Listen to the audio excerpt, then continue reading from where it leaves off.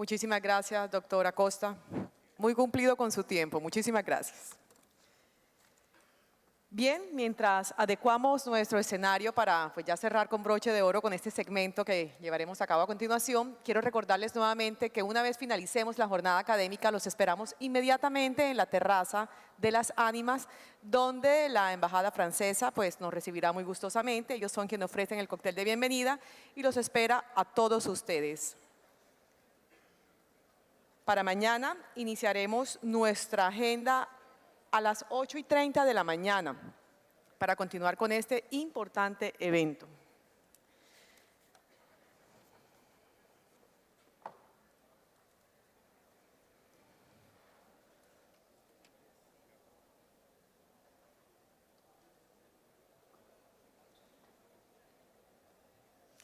Bien, voy a ir invitando a nuestros panelistas para que por favor se vayan preparando para acompañarnos en el escenario.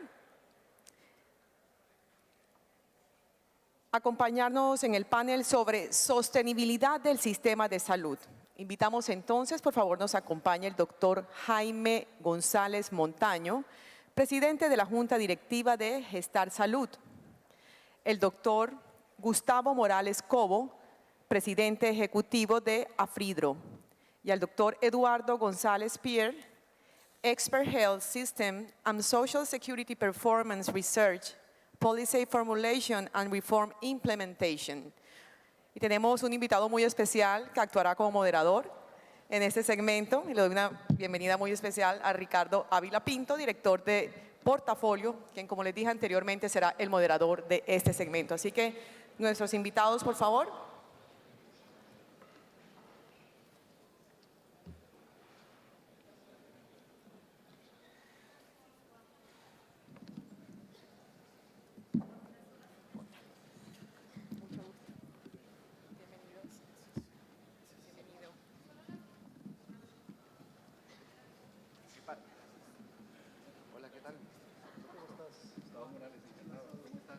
La señora viceministra también nos acompaña en este segmento.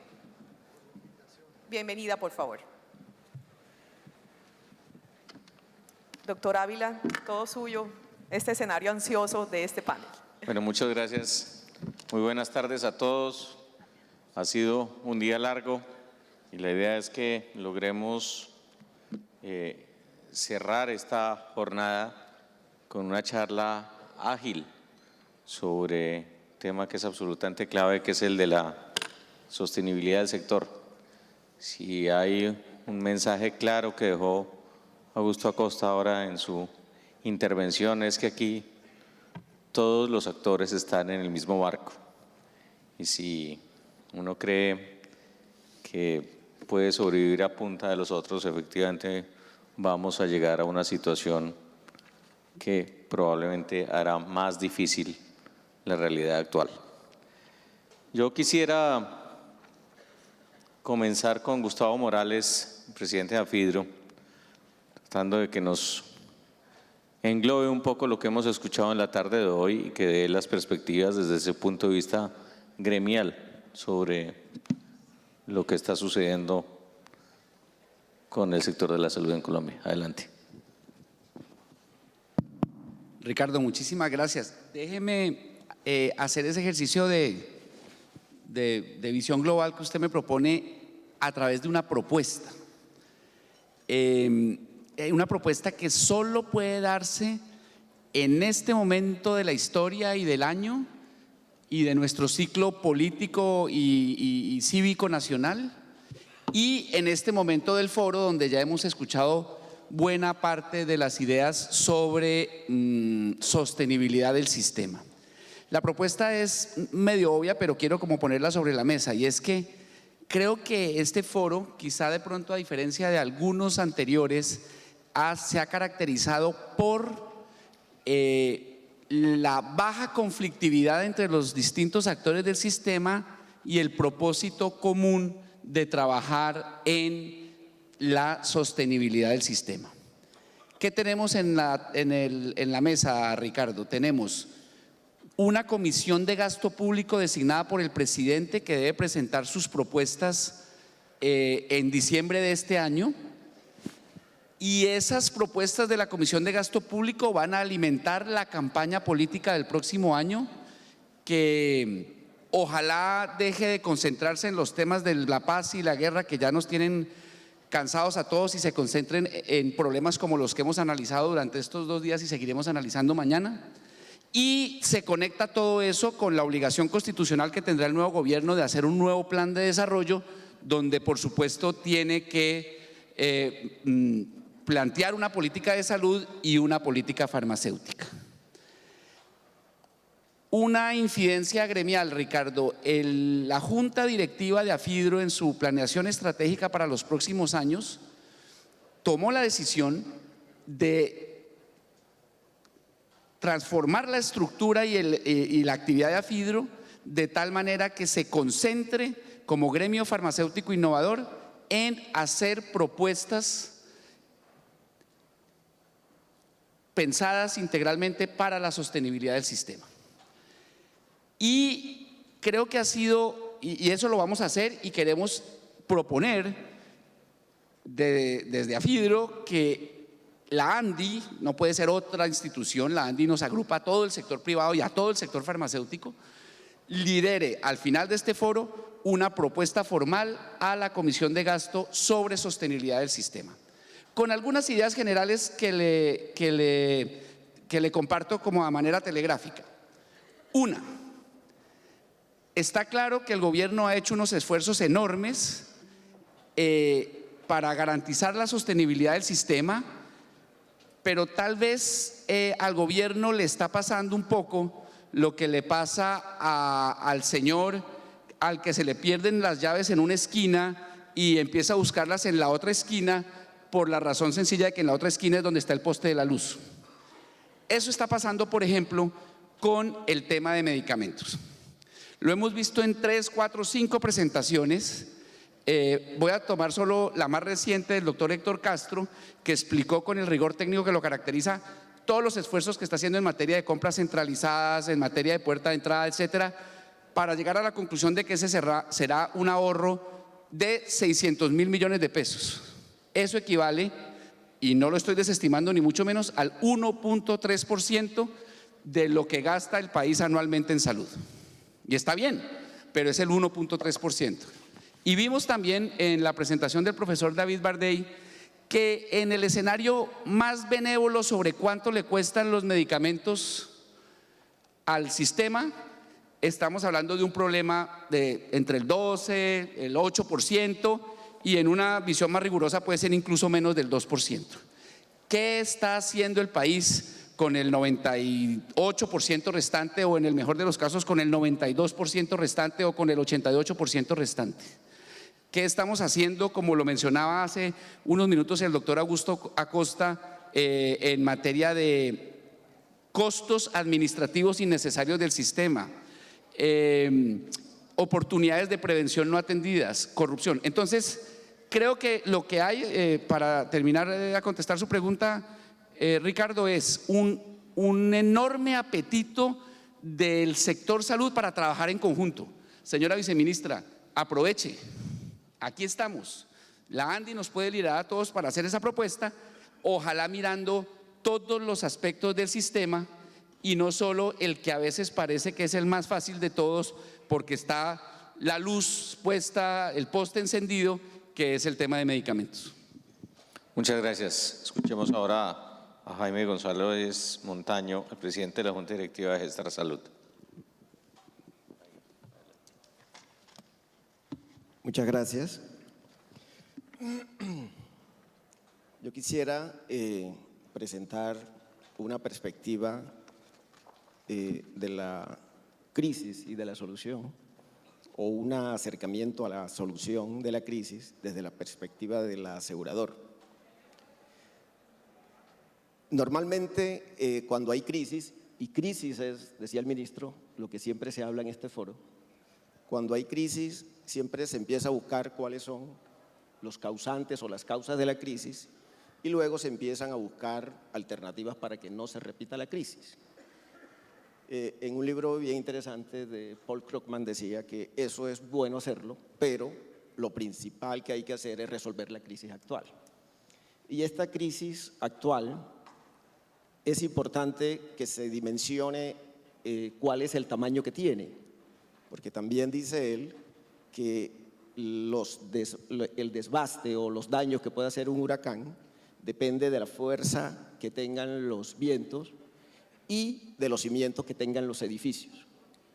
Por lo que acaba de mostrar el doctor Augusto Acosta, encontramos que eran unos vientos huracanados con una alta velocidad y gran poder de devastación.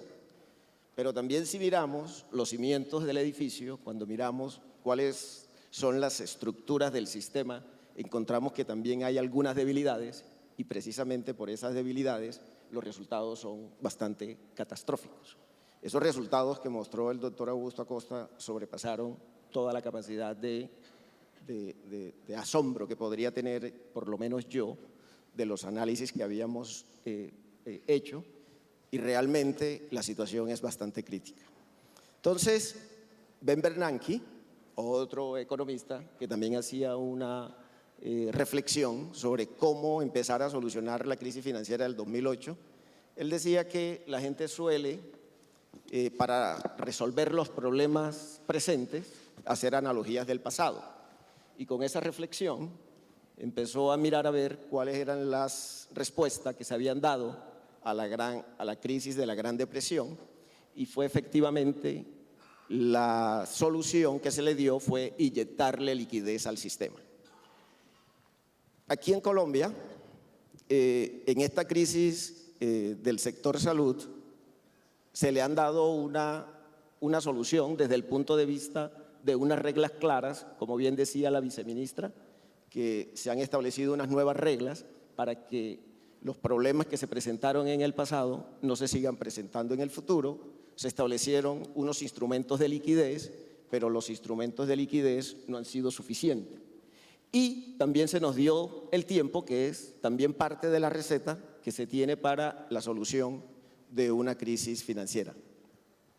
Pero resulta que este problema que tenemos del déficit acumulado más la deuda que se tiene con los proveedores tiene que resolverse hoy, por cuanto entre más pase la solución a esta crisis va a ser mucho más dolorosa para todos los agentes, principalmente para los usuarios, por cuanto los hospitales no tendrían los recursos para hacer las inversiones necesarias en tecnología que resuelvan los problemas de salud que se están presentando.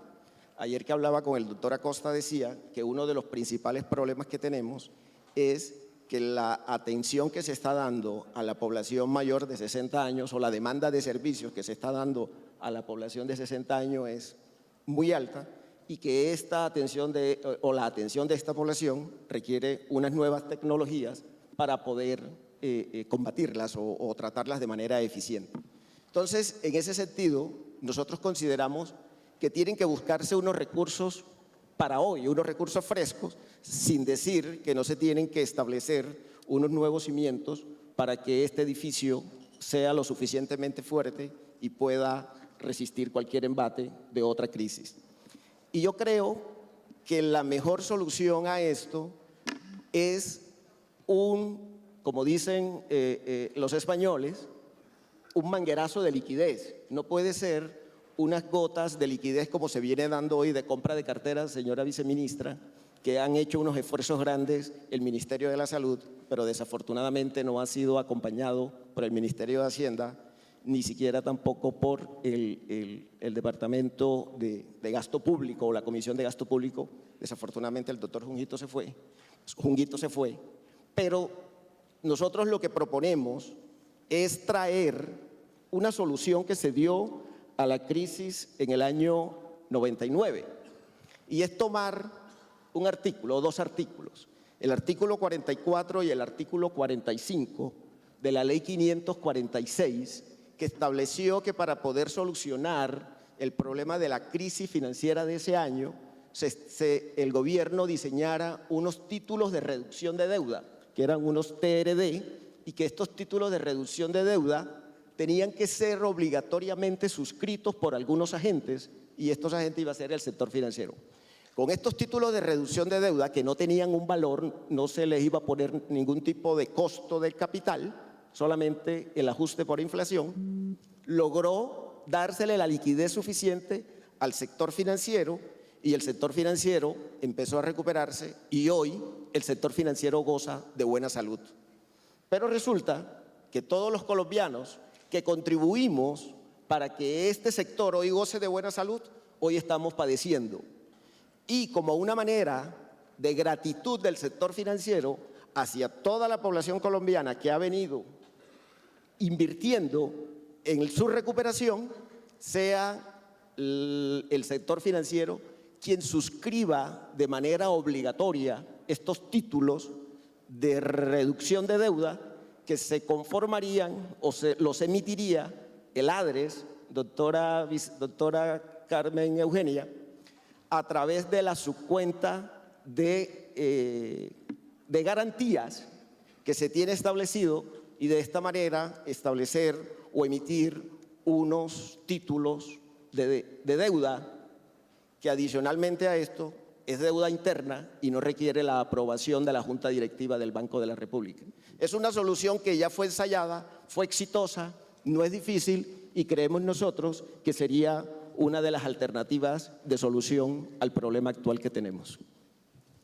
Bueno, muchas gracias. Escuchemos a Eduardo González Pier. Muchas gracias y buenas tardes a todos. Bueno, yo soy de México. Desde que me acuerdo yo empecé a trabajar en el sector gobierno, sector salud, precisamente en 1993. Y 1993 fue un año interesante, hubo muchos hitos en salud, entre ellos la publicación de la Ley 100. Y desde que recuerdo he dado constante seguimiento a los desarrollos del sector salud en Colombia. He participado en muchas reformas en México y puedo decir que mucho de lo que hemos hecho en México ha sido en seguimiento y en aprendizaje de lo que se ha hecho en Colombia. Todo esto para decir que la historia, verla desde el punto de vista externo del sistema de salud colombiano, yo la considero una historia de éxito. Por supuesto, uno llega a Colombia y se escuchan más quejas que las partes favorables, pero los indicadores son muy impresionantes. Y hace unos días estuve leyendo el informe de la OCDE sobre el sistema de salud de Colombia, que se publicó el año pasado. Si uno ve qué pasaba en 1993 y qué tenemos ahora en el sistema colombiano, el porcentaje de aseguramiento que pasó de 23% a casi 97%, la reducción del gasto de bolsillo de 52% en 1993 a 15% por abajo del promedio de la OCDE, que es del 19%, en realidad es un sistema que ha logrado muchos éxitos y que es digno de emulación en otros lugares, sobre todo donde podríamos tener sistemas más disfuncionales, más desfinanciados o más desprotegidos. Ahora, todo esto para decir que el tema de sostenibilidad es un tema relativo. Los sistemas son sostenibles, es una decisión básicamente de sociedad, pero dependen mucho de cuáles son las variables de tolerancia que el sistema quiere tener y que los colombianos quieren aceptar como parte de su sistema. Y yo creo que se reduce básicamente a dos. Número uno, ¿cuál es el grado de gasto de bolsillo que la población está dispuesta a pagar? Y se empieza a volver poco tolerante cuando el gasto de bolsillo empieza a subir porque no hay un mecanismo de financiamiento público de los servicios. Y la segunda variable son tiempos de espera, que se pueden reducir en tiempos quirúrgicos o en consulta de especialidad. Esos son los dos parámetros que desde mi punto de vista son los que marcan los niveles de sostenibilidad. Si no son aceptables, entonces hay que pasar a un nuevo equilibrio de financiamiento que en vez del 7.2 puede ser el 8.2 o lo que sea. Se puede llegar a niveles, espero que no, como el caso americano, que donde casi 19% de su PIB se dedica a gasto en salud, creo que son niveles ya muy altos, pero el tema de sostenibilidad es un tema de tolerancia, de cuáles son los criterios, los parámetros que como sistema de salud se buscan y llegar a ese nuevo equilibrio. Entonces es pasar de un equilibrio que si ustedes lo llaman 7.4 del PIB, ahora podría ser algo más. Bien, dicho eso, lo ideal, o por lo menos lo recomendado por los libros de texto, las recomendaciones de la OMS, etcétera, es más recurso público. El recurso público tiene grandes beneficios, es más equitativo, es un gasto más eficiente, etcétera. La pregunta sería, bueno, ¿qué haces para conseguir un punto más del PIB? Si esa es la respuesta, o medio punto, lo que ustedes quieran, en términos de los umbrales de tolerancia, ya sea de cuentas por pagar o de listas de espera o falta de acceso a nuevas tecnologías, no está en lo deseable. ¿Qué haces para conseguir un punto del PIB? Y mi recomendación, que creo que en cierto grado nos ha servido en México, aunque en México estamos muy por abajo en porcentaje de financiamiento del PIB para salud, es hacer la abogacía correcta con los sectores productivos y en particular con el sector hacendario.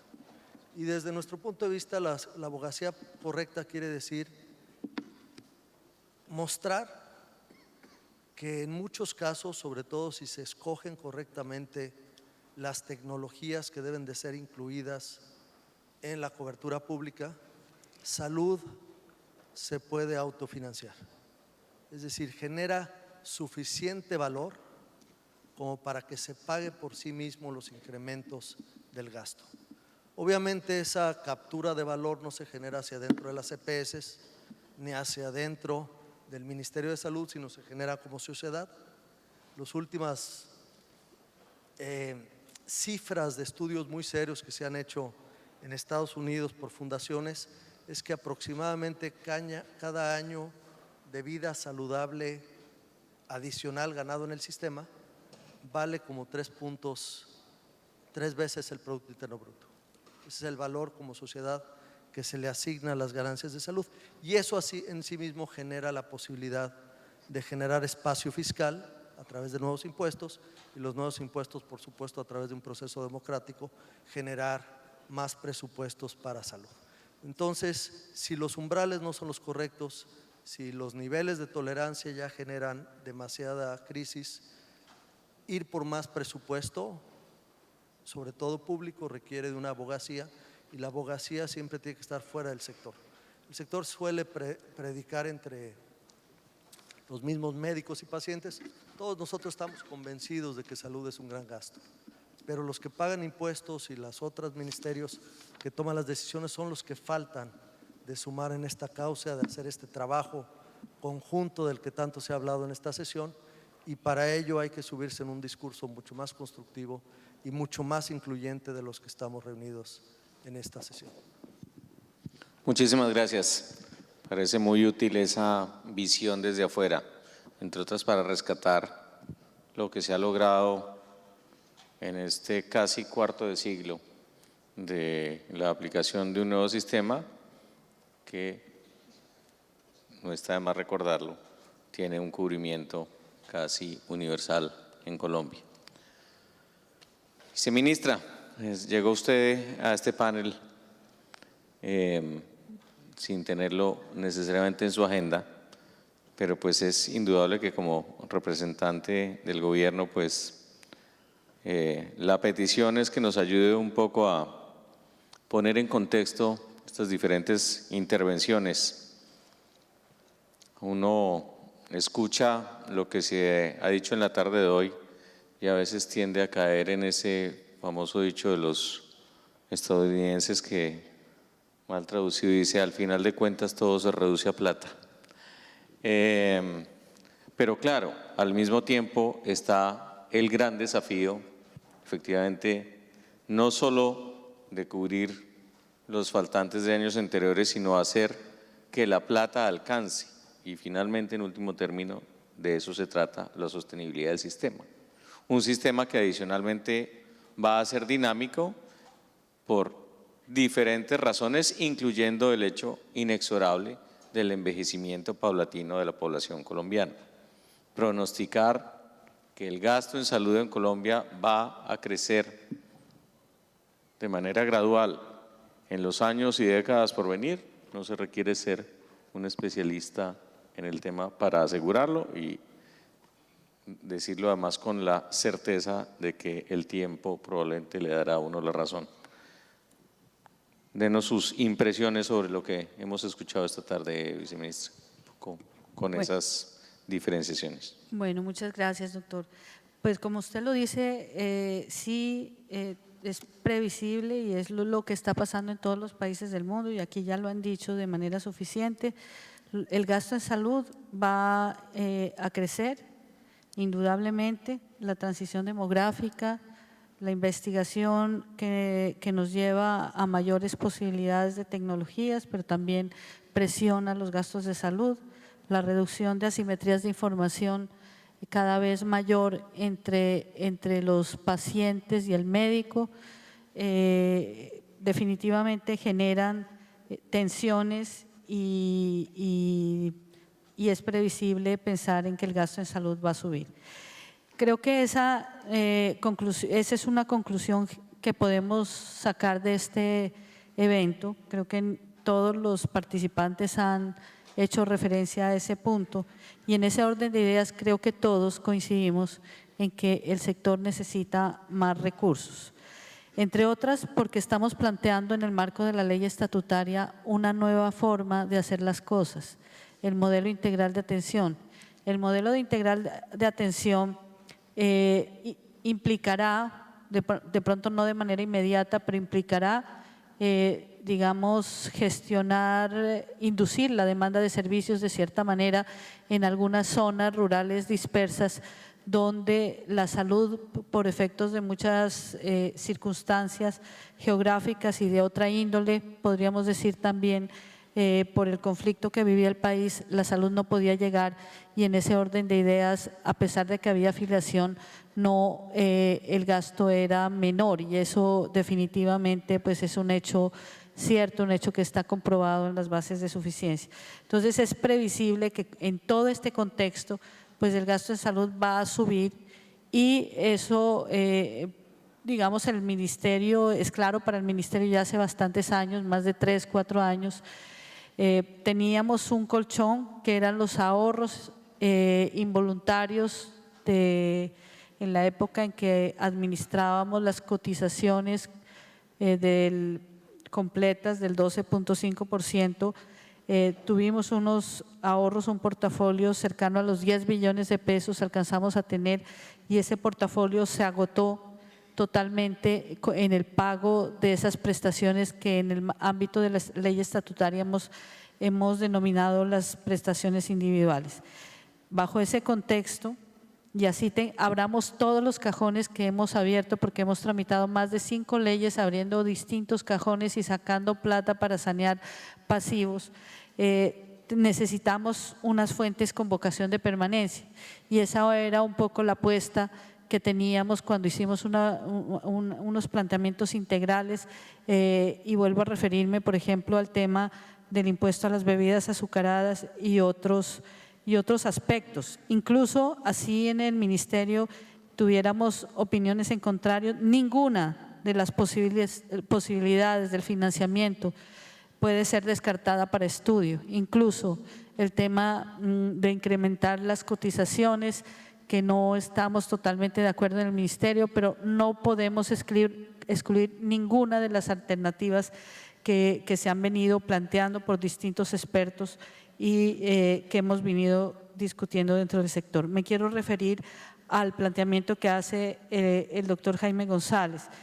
Si bien nosotros constituimos una subcuenta que se llama la subcuenta de garantías y pretende, como lo dije yo, ser el Fogafín del sector salud y tener más o menos los mismos objetivos de esa entidad, pues digamos que pensaría yo que nosotros no podríamos emitir endeudamiento público, endeudamiento interno a través de algún tipo de títulos. Creería yo que hay una restricción y una, digamos, competencia única de las autoridades presupuestales en el tema de la emisión de este tipo de títulos, pero sí nos da la posibilidad la subcuenta de garantías de explorar otras formas de acceder al crédito, porque lo que hemos visto de manera reiterada es que el sector, digamos, maneja 40 billones de pesos que se manejan a través del sistema financiero,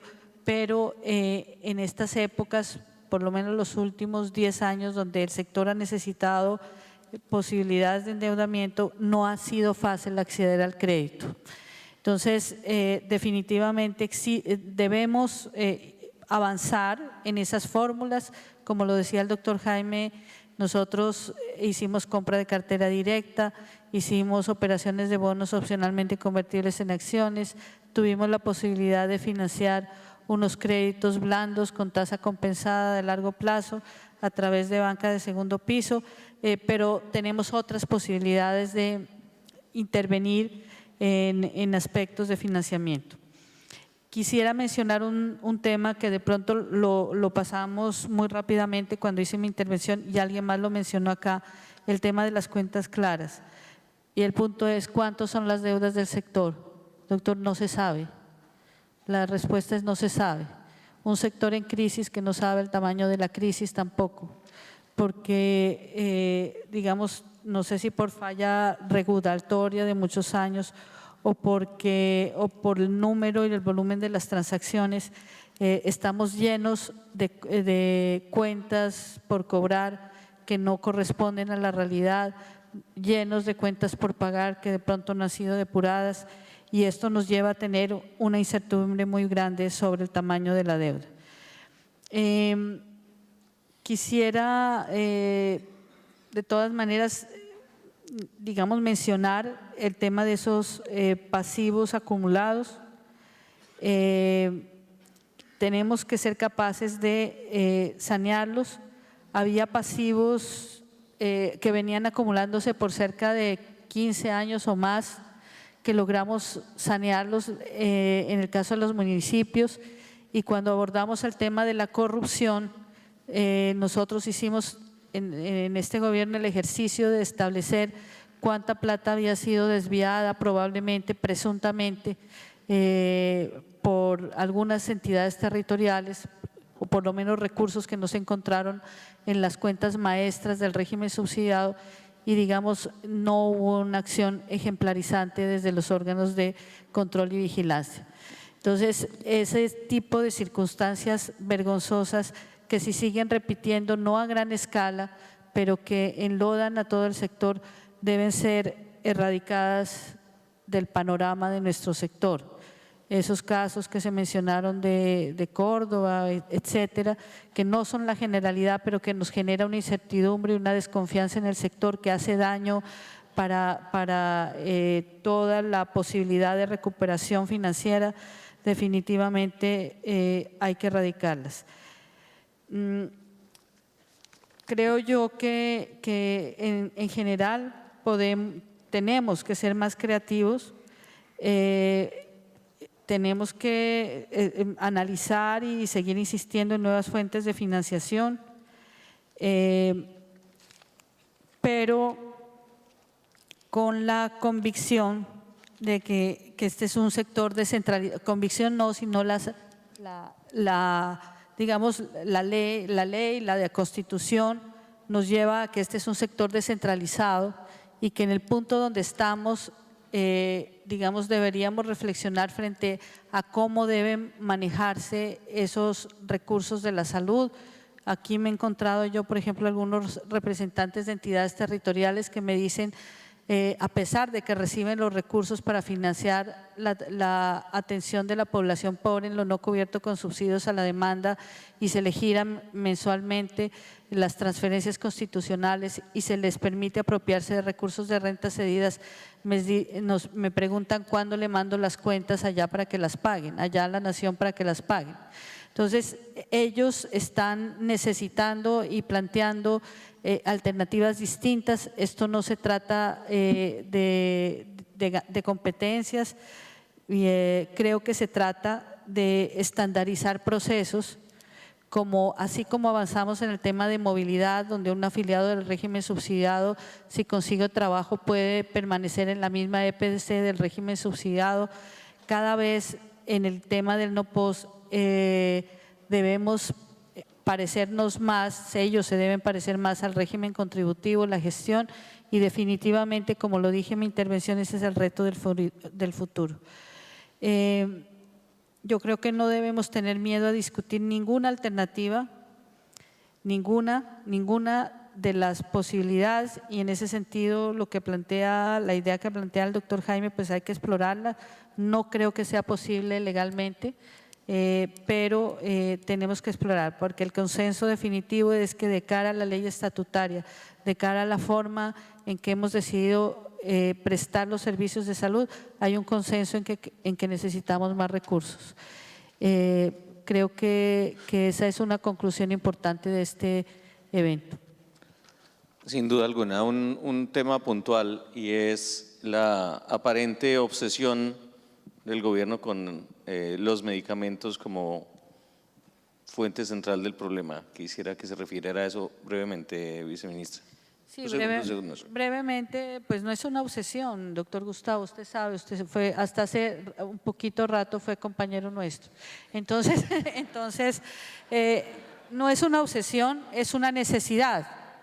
Es una necesidad y creo que así lo siente la industria, la posibilidad de diálogo, pero definitivamente tiene que haber una forma de abordar el tema. Por un lapso muy largo de tiempo estuvimos en un mercado, digamos, entre comillas, desregulado y es necesario definitivamente abordar y consolidar esa política farmacéutica que no solo es reconocida, creo que en el sector, incluso por algunos miembros de la industria, sino también en el exterior. Yo creo que siempre el diálogo está dispuesto, estamos dispuestos a dialogar, pero no es una obsesión, es una necesidad. Bueno, muy bien. Antes de hacer una breve ronda con los panelistas, quisiera señalar efectivamente el tema de que se necesitan más recursos, lo cual, dicho de otra manera, quiere decir que el sistema no es sostenible en las condiciones actuales. O sea, la sostenibilidad depende efectivamente de que lleguen más fondos, algo que, para decirlo de manera totalmente descarnada, ya no le va a corresponder a este gobierno cuyo margen de maniobra política es cercano a cero, sobre todo en las legislaturas que vienen. Ve uno difícil que se pueda hacer una reforma profunda en el periodo que vence en diciembre y mucho menos en marzo con la cercanía de las elecciones legislativas.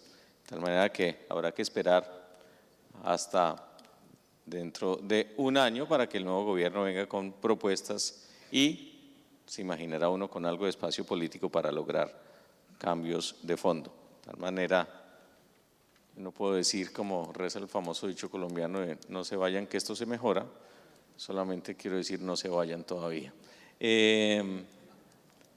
La primera pregunta para Jaime González. Supongamos en un caso hipotético que más allá de las dificultades de poner en práctica su propuesta se diseñe un mecanismo para mejorar el tema de capitalización de las EPS.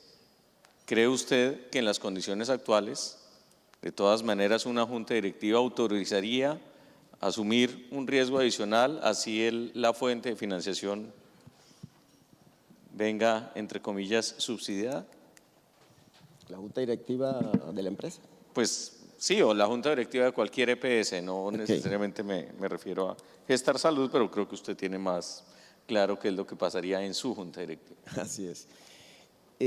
A ver, las empresas y las juntas directivas están buscando unas alternativas para salir de esta crisis, porque está generándose mucho riesgo a la población afiliada. Estamos enfrentados a tutelas, a desacatos, que no hemos podido atender por cuenta de que no se tienen los recursos suficientes para poder atender una deuda que ya viene de largo plazo. ¿Qué es lo que ha sucedido? Aquí hay una deuda que se ha venido acumulando y es una deuda vieja, por decirlo de alguna forma. Tenemos la operación corriente y tenemos unos servicios que son los servicios no POS y todo se está financiando con los recursos corrientes. Entonces, esos recursos corrientes no alcanzan para pagar esta sola fuente no alcanzan para pagar los tres usos que se están presentando hoy. Entonces es necesario resolver el problema de la deuda antigua, que los recursos actuales puedan servir para pagar la operación corriente y se haga pues un ejercicio de racionalización en los servicios, en el uso de los servicios no POS.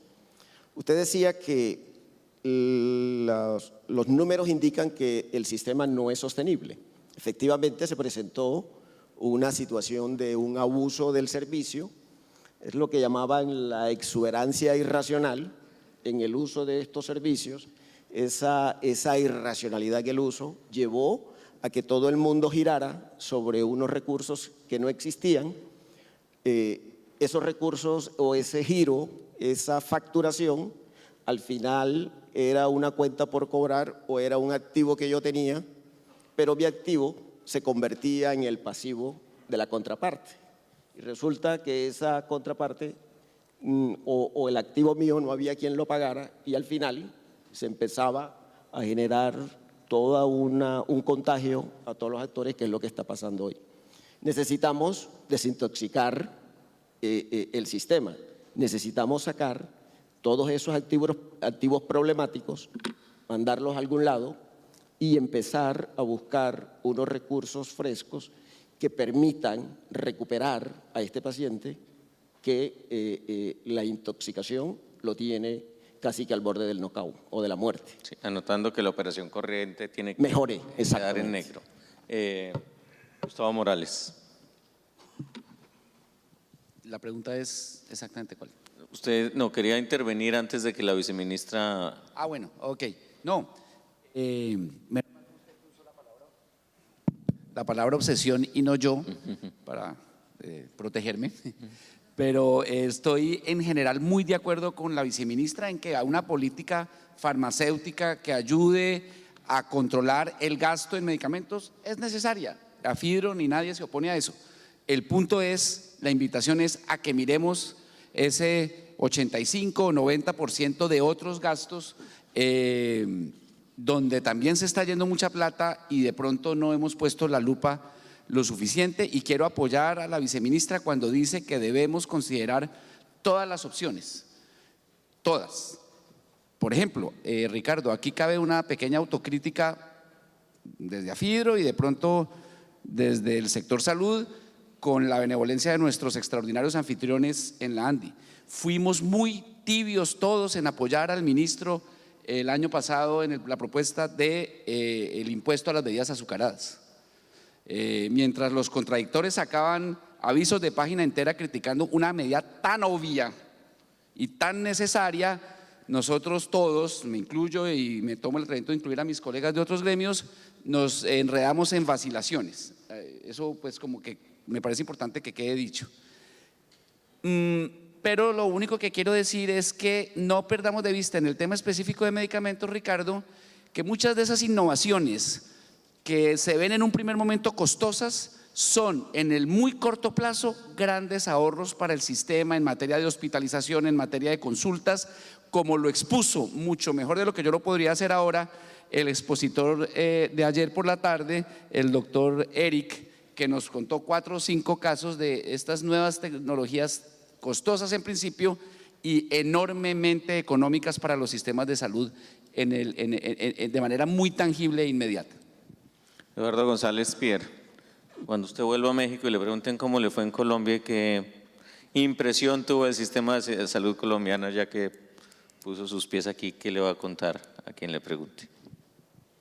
Siempre es un placer estar en Colombia y más en Cartagena, y por supuesto vamos a seguir viendo qué pasa, porque en cierto grado Colombia es una ventana al futuro para México.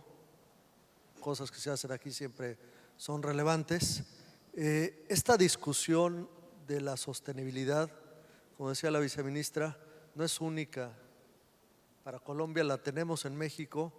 En México gastamos el 5.7 o invertimos el 5.7 del PIB en salud, claramente no alcanza. Tenemos las mismas presiones, principalmente de acceso a nuevas tecnologías, de tiempos de espera, pero vale la pena ver cómo distintos países y sistemas procesan estas decisiones.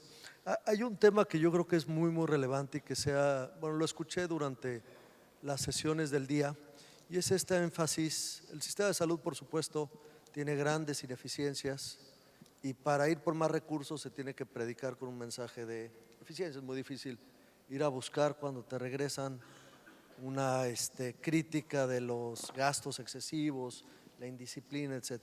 Ahora, el sistema de salud tiene más problemas de eficacia que de eficiencia. Es decir, a veces es muy eficiente en hacer cosas innecesarias. Entonces, el enfoque debería de ser mucho más en hacer lo correcto, no en hacer correctamente lo que posiblemente no se necesita. Creo que eso es un discurso mucho más potente para manejar la gestión de nuevos recursos que los temas de eficiencia. Porque los temas de eficiencia son instrumentales. Por más que se ahorre, aunque llegues a un sistema 100% eficiente, el dinero no va a alcanzar. Si uno ve el sector salud tiene este gran atributo donde por temas regulatorios uno puede ver la ventana al futuro de lo que va a costar la salud, simplemente al ver la tubería de todo lo que está en proceso de autorización. Y lo que viene en salud es muy, muy bueno, el ponente anterior lo decía, muy, muy caro, y hay que ver dónde se le encuentra ese espacio. Entonces, lo que es muy importante es ver qué cuáles de esas tecnologías logran el objetivo de más salud, un discurso de eficacia, por supuesto generar la eficiencia para lograr los espacios, para generar las tecnologías que van a generar los resultados en salud.